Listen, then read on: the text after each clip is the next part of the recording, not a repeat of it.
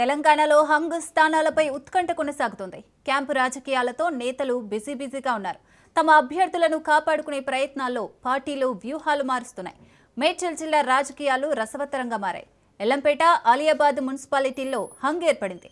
Chairman స్థానాలు దక్కించుకునేందుకు BRS ప్రయత్నాలు చేస్తోంది. తాజా నిబంధనతో ఎక్స్ అఫీషియోగా మల్లారెడ్డి ఓటు చెల్లదు. ఎమ్మెల్యే మల్లారెడ్డి ఆధ్వర్యంలో రామోజీ ఫిలిం సిటీలో మేడ్చల్ జిల్లా క్యాంపు పాలిటిక్స్ నడిచాయి. మల్లారెడ్డి టీం అక్కడి నుంచి రహస్య ప్రాంతాలకు క్యాంపును తరలించాయి.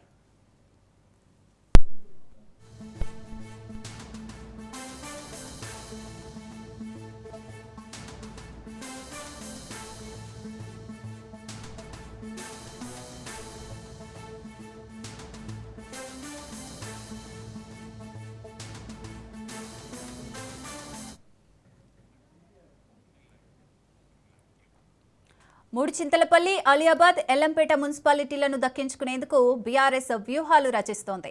మూడుచింతలపల్లిలో 24 వార్డులకు బీఆర్ఎస్కు 14, కాంగ్రెస్కు 9, బీజేపీకి 1 స్థానం గెలుచుకుంది.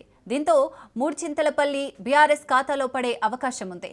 ఆలియాబాద్లో 20 వార్డుల్లో బీఆర్ఎస్కు 7, కాంగ్రెస్కు 8, బీజేపీకి 3, ఇండిపెండెంట్లకు 2 స్థానాలు గెలుపొందారు.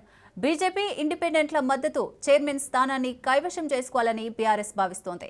ఎల్లంపేటలో 24 స్థానాలకు బీఆర్ఎస్ 12, కాంగ్రెస్ 8, బీజేపీ 4 స్థానాలు విజయం సాధించాయి. ఇక్కడ బీజేపీ మద్దతు చాలా కీలకంగా మారింది. దీంతో బీజేపీ నాయకులతో బీఆర్ఎస్ మంతనాలు చేస్తోంది. రైట్, ఇక క్యాంపు రాజకీయాలకు సంబంధించి మరింత సమాచారం మా ప్రతినిధి సునీల్ అందిస్తారు. సునీల్, రాష్ట్ర రాజకీయాలు మరింత హీట్ ఎక్కాయని చెప్పవచ్చు. ఇప్పటికే మున్సిపాలిటీలు దాదాపు 116 మున్సిపాలిటీలకు 7 కార్పొరేషన్లకు ఎన్నికలు మొత్తం కూడా కంప్లీట్ అయిన నేపథ్యంలో ఇక చైర్మన్లు, వైస్ చైర్మన్లు, మేయర్లు, డిప్యూటీ మేయర్లు దక్కించుకునేందుకు అన్ని రాజకీయ పార్టీలు ప్రధానంగా ఉన్నటువంటి కాంగ్రెస్ పార్టీతో పాటు బీఆర్ఎస్ పార్టీ, అటువైపు బీజేపీ పార్టీ, మరోవైపు ఎంఐఎం పార్టీ, అన్ని పార్టీలు కూడా ఇప్పుడు ప్రధానంగా అటు బుజ్జగింపుల ప్రయత్నాలు, మరోవైపు ప్రలోభాల పర్వం, మరోవైపు క్యాంపు రాజకీయాలతో రాష్ట్ర రాజకీయం మాత్రం మరింత హీట్ ఎక్కిందని చెప్పవచ్చు. ప్రస్తుతం అయితే తెలంగాణ రాష్ట్ర వ్యాప్తంగా ఇప్పటికే దాదాపు 66 సీట్లు కాంగ్రెస్ పార్టీ గెలుచుకుంది.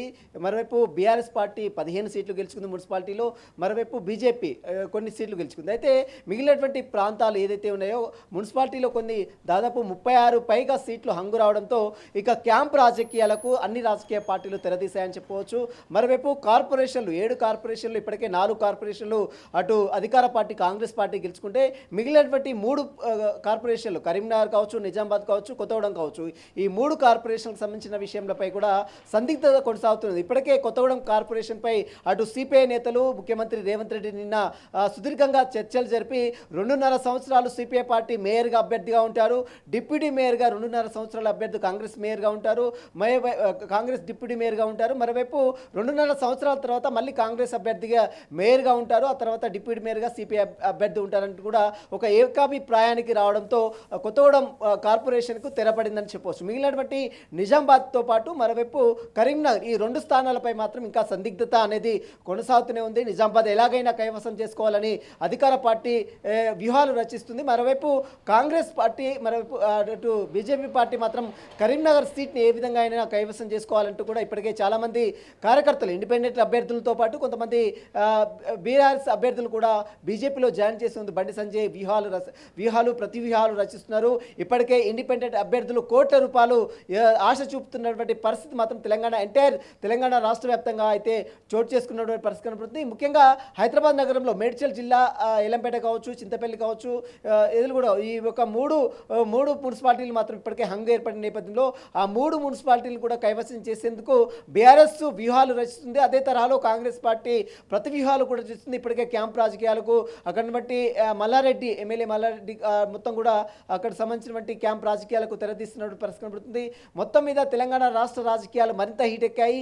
రేపు మధ్యాహ్నం 12 గంటలకు ఎక్సెప్షియో ఓట్లతో మేయర్, డిప్యూటీ మేయర్, అదేవిధంగా చైర్మన్, వైస్ చైర్మన్ల ఎన్నిక జరగనున్న నేపథ్యంలో మరి ఏ విధంగా వీరు ఇప్పటికే హంగు ఏర్పడినటువంటి ప్లేసెస్ని ఏ విధంగా కాంగ్రెస్ పార్టీ దక్కించుకుంటుంది, అదే తరహాలో బీఆర్ఎస్ పార్టీ ప్రధాన ప్రతిపక్షంగా ఉన్నటువంటి బీఆర్ఎస్ పార్టీ, అదేవిధంగా బీజేపీ పార్టీ ఏ రకంగా హంగు ఏర్పడి పడినటువంటి ప్లేసెస్ని కైవసం చేసుకుంటున్నది రేపు మధ్యాహ్నం తర్వాత ఒక క్లారిటీ కూడా వచ్చే అవకాశం ఉంది. రేపు మధ్యాహ్నం 12 గంటలకు ఇప్పటికే కలెక్టర్లు జారీ చేస్తున్నటువంటి ఎక్స్ అఫిషియో ఓట్స్ సంబంధించిన విషయంలో అందరూ కూడా తమ ఓటు హక్కును వినియోగించుకేందుకు ఇప్పటికే ఆయా మున్సిపాలిటీలో ఆయా కార్పొరేషన్కి సంబంధించిన ప్రాంతాల్లో ఇప్పటికే కలెక్టరు నోటిఫికేషన్ కూడా జారీ చేయడం జరిగింది.